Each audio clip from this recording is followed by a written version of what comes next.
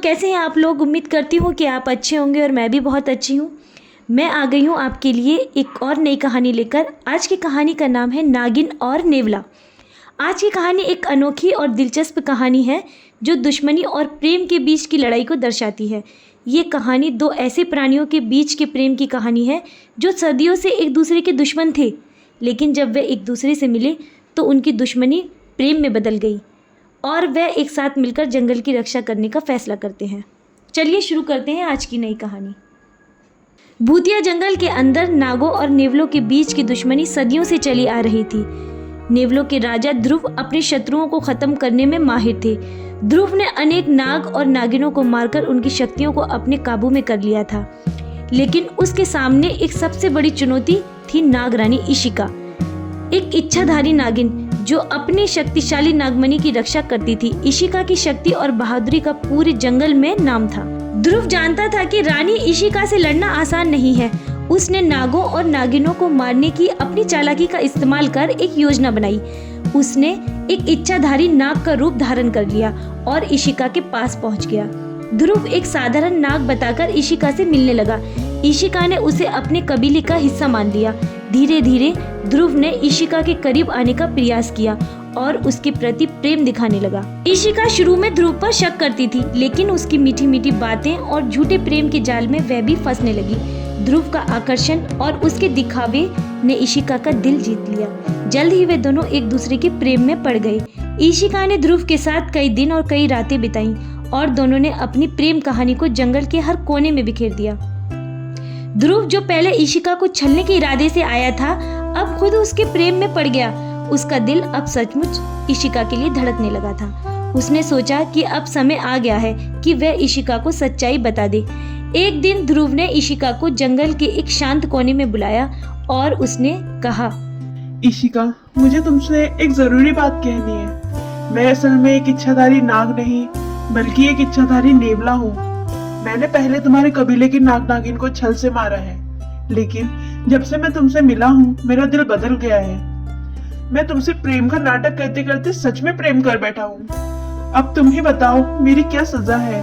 मुझे तुम्हारे फैसले का इंतजार। इशिका ये सुनकर सन्न रह गई। उसका चेहरा गुस्से से लाल हो गया और उसकी आंखें आग की तरह जल उठी। वह सोचने लगी कि ध्रुव ने उसे धोखा दिया है और जोर जोर से रोने लगी। ध्रुव, कह दो कि ये झूठ है। कह दो ध्रुव। है जब कश्मकश में मेरी जिंदगी, अपने जज्बात से कैसे खेलूं। मेरा दुश्मन ही मेरा सनम बन गया। जान ले लूं मैं या जान दे दूं, या जान दे दूं। मेरी उलझन कोई सुलझाए ना हो। ध्रुव उसे चुप करने लगता है और हाथ जोड़कर माफी मांगता है।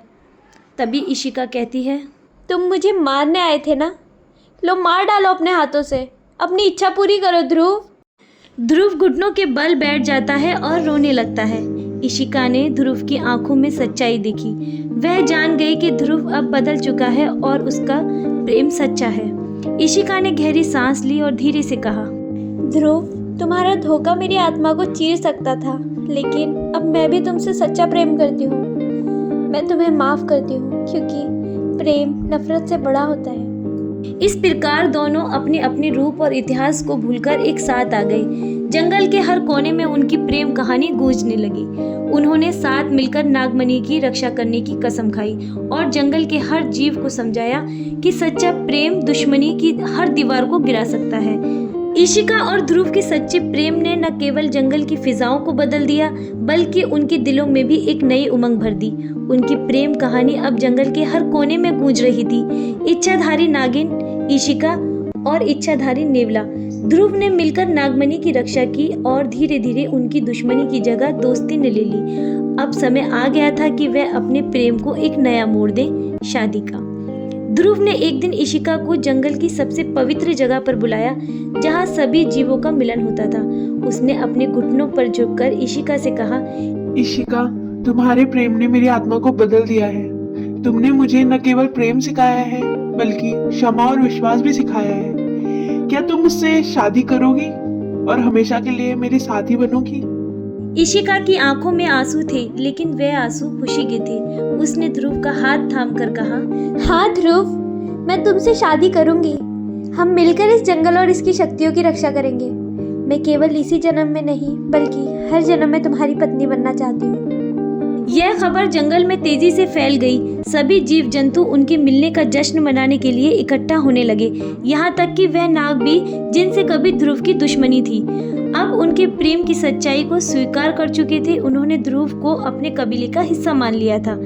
शादी का दिन आया। उनके दोस्तों ने मिलकर उनका कमरा फूलों से सजाया और जंगल को भी फूलों और लताओं से सजाया गया। नदियां संगीत की तरह बह रही थीं और पक्षी अपने मीठे गीत गा रहे थे। इशिका ने अपने इंसानी रूप में एक सफेद सुंदर साड़ी पहनी थी जो मोतियों से जड़ी हुई थी, जो उसकी शक्तियों और सुंदरता का प्रतीक थी।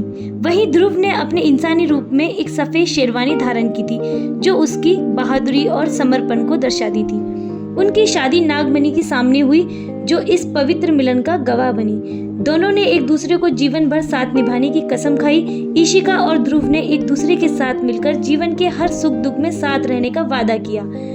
शादी के बाद सभी जीव जंतु उनके सामने नाचने और गाने लगे। शादी के बाद ध्रुव और इशिका ने मिलकर पूरे जंगल की रक्षा करने का जिम्मा संभाला।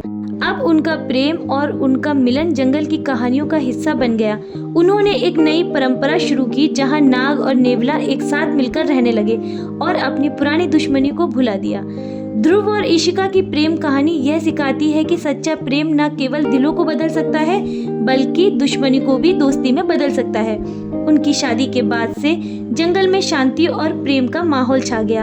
उनका प्रेम अमर हो गया और आज भी जंगल की हवाओं में उनकी प्रेम कहानी की खुशबू बसी हुई है। इस तरह कहानी का अंत होता है। उम्मीद करती हूँ आपको ये कहानी पसंद आई होगी।